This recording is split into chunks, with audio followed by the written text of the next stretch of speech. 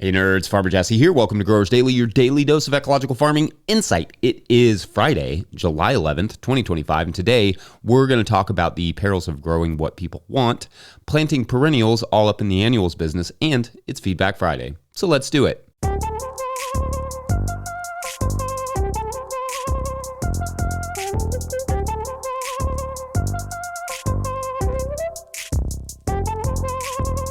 All right, happy Friday, everyone. I hope everyone is doing well. I'm pretty whooped from a busy week of gardening and glad to have got the trellis up for the late field tomatoes yesterday. The goal there is just to grow some, nice slicers and canners at the driest time of the year that are low maintenance and delicious and do well through that period when the leaves aren't just staying so, and when we're not typically having record rainfall events. Also, have I told you how obsessed I am with teff? Teff is a cover crop I haven't really got to play with too much, so I bought a bunch of seed this year, and it is very fun. If you're watching on YouTube, you can see how thick and lush it is. I want my entire lawn to look like this. It's so fun and pretty. More on teff soon. I want to see where this relationship goes before I talk about it too much. I don't want to jinx it. Anyway, it's Friday, which means Feedback Friday, where we explore what you all were saying about this week's topics. On Monday, I managed to keep the fireworks discussion going, for better or worse. At Forging Your Roots wrote, quote, "Agree with Jesse on this one. Taking care of your air, soil, flora, and fauna is taking care of your country, and that's without looking into where most fireworks are even produced, which also doesn't help. Thanks for spreading a good message. We don't need to lock into one mindset of what qualifies as proper celebration," end quote. And several commenters expressed the same sentiment, that we maybe need to rethink this specific tradition that is so environmentally disturbing. But also, to be fair, there is no shortage of pushback. At Anthony SNY wrote, quote, "I don't think fireworks are the enemy," smiling face emoji. "There are plenty of environmental arguments to plant your flag in, but fireworks isn't one of them and was probably a poor choice," laughing hysterically emoji. End quote. Yeah, I agree. There are plenty of arguments to plant your flags in, and I will certainly plant my flag in many of them. There seems to be this impression among the dissent that fireworks is the only environmental thing I've rallied against somehow. Just a soccer podcast that talks about gardening and hates fireworks. Totally what this is, except that fireworks are just one of many ecological disturbing things I've discussed. One that, even when used a couple times a year, not only has long-term implications for migratory animals, but also all other myriad of things I've mentioned. Contamination of water, air, effects on combat vets, etc. Don't worry, I still have lots of flags that need planting, but I'm gonna guess that people aren't done defending fireworks. We'll see you later today, I guess, and twice every year when I bring it up. On Tuesday, I told the story of how I got into making videos, and I liked this from at Suma Woob, who wrote, quote, "I like this podcast, but I miss your weekly videos where you were out in the field showing us how to do stuff. I especially like the ones where you show us other farms and interview the farmers. Appreciate all the work you put into those and this podcast also," end quote. And thank you. But yeah, as I talked about that day, those weekly videos unfortunately stopped paying for themselves, which, to be fair, was not the point, to make like a bunch of money on them. Our goal has always been to find a sustainable way to get information out there for free, but it just got to the point that we could no longer afford to just do a single video at a loss, like we couldn't pay our bills. Sadly, it's the same with farm visits. Those trips can cost thousands and thousands of dollars, and when YouTube was booming, we could justify it because they would make most of their money back. Later, we just literally couldn't afford it. In fact, that's a big part of why we finally moved to nonprofit status officially. We could supplement hat and book sales and YouTube revenue with more donations, and we could still do everything we used to do and this show. So that Patreon and donations are important to getting us back to that one day. Just throwing that out there. It will just have to grow by a fair amount, but yeah. At Torrance Carmichael asked, quote, "Why don't you pivot to more short form as part of your media strategy? I know why I wouldn't personally, but I'm wondering if you're saying that even with TikTok/short form, you still can't earn enough from native ad revenue for it still to make sense," end quote. Yeah, and that's a good question. Basically, yes, that's correct. But there are a few main reasons, I guess. And one, in order to make money on those platforms, your videos have to go pretty viral, which is not, terminating cover crop specialty, unless, of course, you danced on the cover crops. That actually could work. Two, they require a different skill set and video style that we could do, but we don't necessarily really enjoy that or really want to. And three, I'm not sure how I feel about short form in general. It devours a lot of people's time and attention. It's made to be addictive, and I'm not sure I feel great about contributing to that. YouTube isn't perfect, but it doesn't quite have that same attention stealing effect that just occupies people for hours and hours and hours. Also, I liked this comment about the $400 melons from at Mika. Aya108, who wrote, quote, "The wildly expensive melon phenomenon has a lot to do with Japanese culture. Their fruit is not generally eaten as a daily snack. Often people will make an event of sharing a single piece of gorgeous fruit. Also, gifts are an incredibly important part of the culture, and fruit is often gifted. Gifts are expected in various situations too.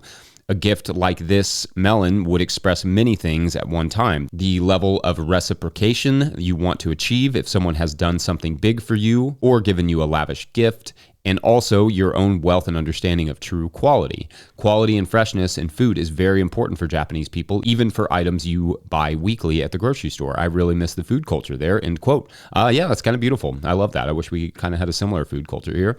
On Wednesday, we had Dr. Patrick Fries on to talk about the Haney soil test, and lots of complimentary comments on that show.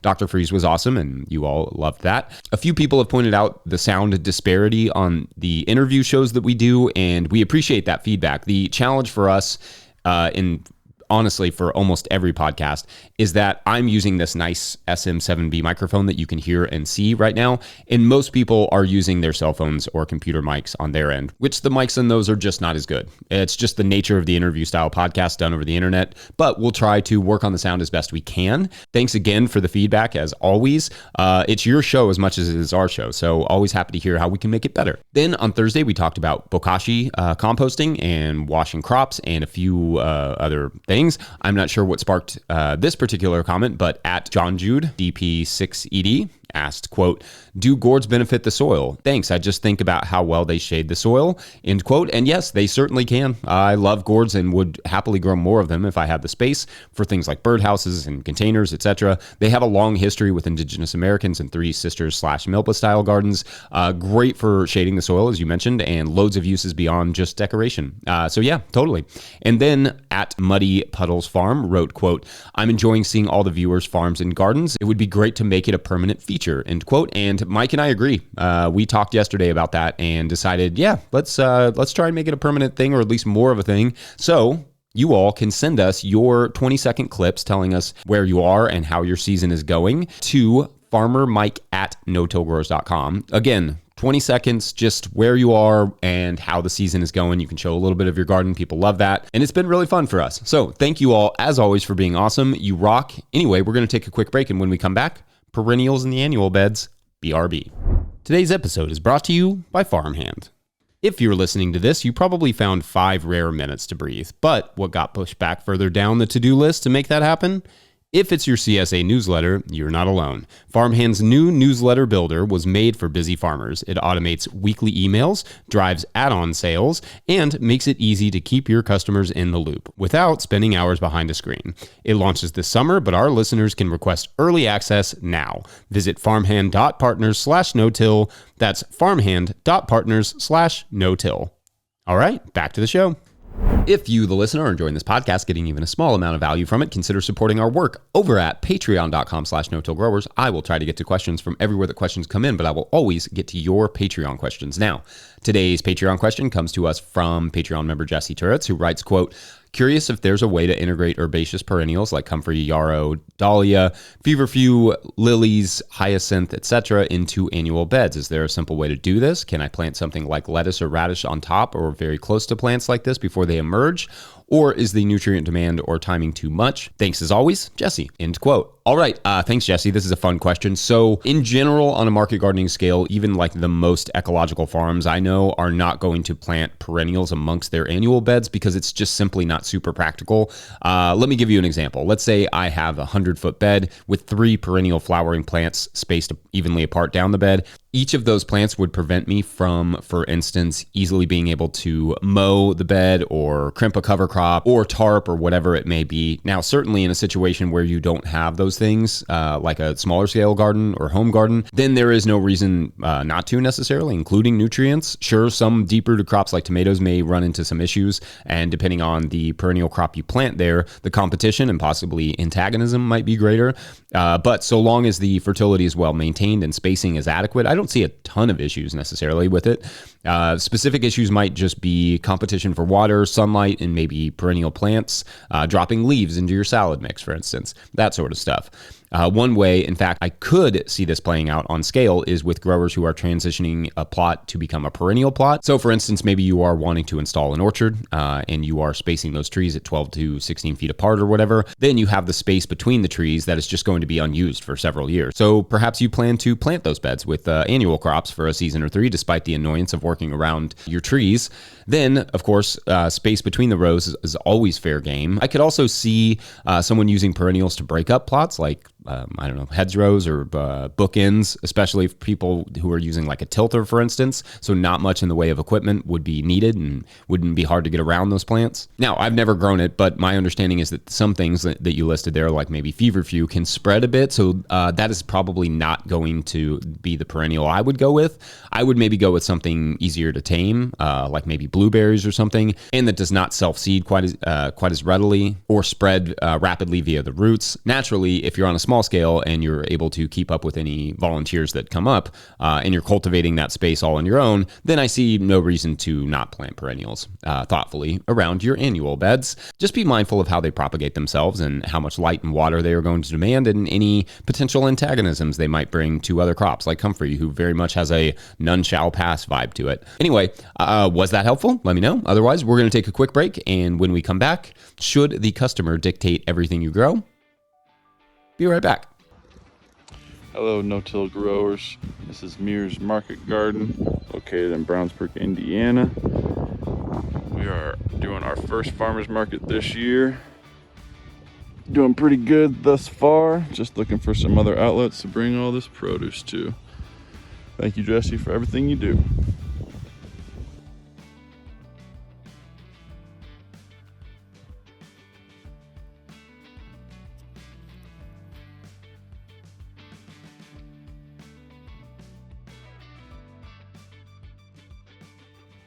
All right, so I liked this comment that I got the other day on Tuesday's video that I thought it kind of sparked an interesting topic of conversation. It's from @DennisRyan7500, who wrote, quote, "The most important factor I have learned in market gardening is you must grow what our customers want. We sell very little lettuce, but a lot of watermelons, cantaloupes, tomatoes, green beans, and sweet corn," end quote. All right, so thanks for this comment here. I love it because it is both absolutely factual and, unfortunately, to some extent, not factual. So here's what I mean. Customers would love for you to just basically grow watermelons, cantaloupe, tomatoes, green beans, and sweet corn. But also, if you were to ask me to put together a list of the hardest crops to make a living growing, it would probably be those. Those are all long season crops, save for the beans, that have high risk of failure, high labor inputs, beans definitely not excluded from those, and they demand low relative prices.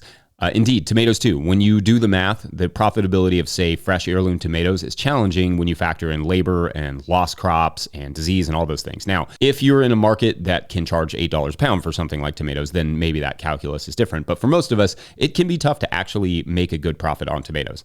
I mentioned that day that I would have to charge at least $75 per melon for it to be comparable to what I earn on lettuce, and that's true. But it's true because, one, I can get 2 crops of lettuce in that same time that it takes me to grow 1 crop of watermelons. And 2, I can get several pounds of lettuce in the same area. So unless I can charge $10 or $20 per pound of watermelon, like I can charge for lettuce at a farmer's market, and our watermelons are often 7 to 11 pounds each, then it would be hard to justify growing watermelons. Not to mention the amount of space they take up in the cooler and the car, etc. Ditto sweet corn. I love sweet corn dearly, but I would need to charge $10 per ear or something to earn a reasonable income on it. And even then it would be iffy.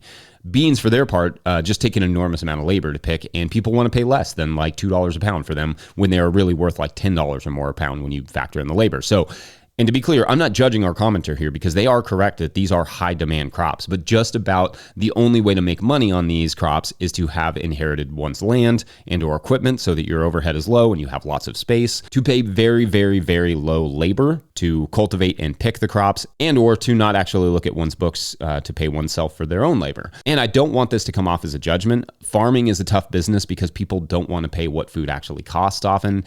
Forcing farmers to find ways of meeting the demand that ultimately sacrifice their own livelihoods or require very, very low paid labor.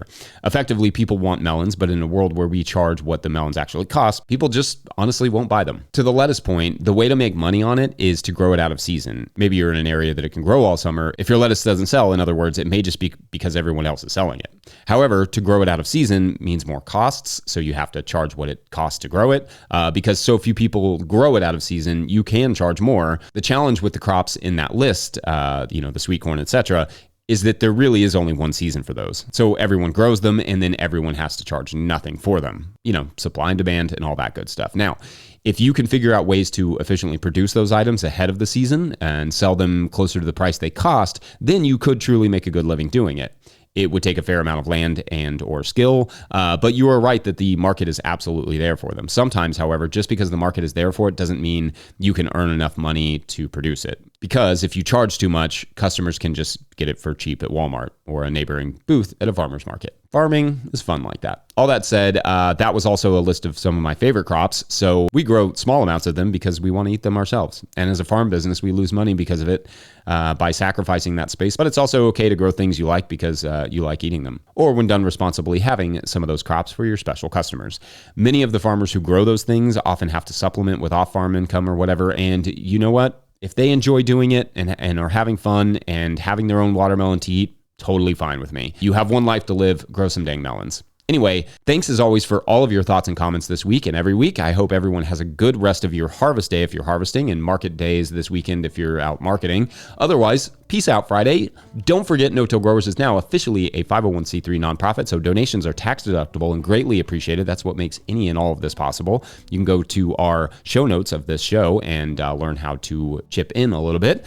Please make sure to like and subscribe and or follow wherever you're getting this podcast. That's an easy way to help us out. Enormous thank you to all of our show sponsors. And if you'd ever like to sponsor the show, you can reach out to Farmer Michelle at notillgrowers.com. Huge shouts to Willie Breeding for the theme music, Mike Hilbert for the production help and editing, and the team at No-Till Growers. Also, shouts to Epidemic Sound for the background music that you can hear. Colors and contrast making it art. Pick up a hat. We got new ones. Or a copy of my book, The Living Soil Handbook, at notillgrowers.com to support our work. Big thank you to everyone over at patreon.com/notillgrowers, where at a certain level, or if you just bump up from one level to another, or you sign up in the month of July, you get a shout out on the show. So big shout outs today to Cliff Palermo, Tony Onschutz. I feel like it needs like a German pronunciation. I don't think I have that, Tony, but Onschutz. Kez, and Andy Slimbarski. Andy Slimbarski is a fun one to say. And Patrick Weaver. All right, so as you will remember in our story, you heard yesterday that the rat dragon, as we called him, had jumped out of her cage, out of the window, and snagged a rat, then came back in, laid on the bed, and went to sleep. But the little boy and his mother were not the only ones to have seen this happen. A few moments after the little dragon fell asleep on the bed, in fact, a soft, squawky roar came from outside, and the little dragon shot up in bed. Little did the little boy and his mother know, or literally but anyone else in the world, but at the time the little dragon snagged the rat, a large dragon had been flying overhead, checking on the pond where she had laid her, for some reason, microscopic spawn, and seeing the young dragon burst out of the house and snag the same rat that she had had her eyes on. The little boy and his mother ran to the window and saw a large red rat dragon staring back at them. The little dragon once again leapt out of the window and ran up to its mother. The mother nodded at the little boy and his mom, and then the two dragons disappeared, like literally disappeared, cloaked from sight. That's kind of how dragons roll, I guess. And like that, the rat dragons were gone. But a couple times a year, while the boy is curled up in his bed, he gets awoken by that same, but smaller, squawky little roar. Come to say hello. And to see if they've got any rats. Anyway, thanks for watching and or listening. We will see you next week. We'll call it Monday. Awesome. Bye. Courage to change the things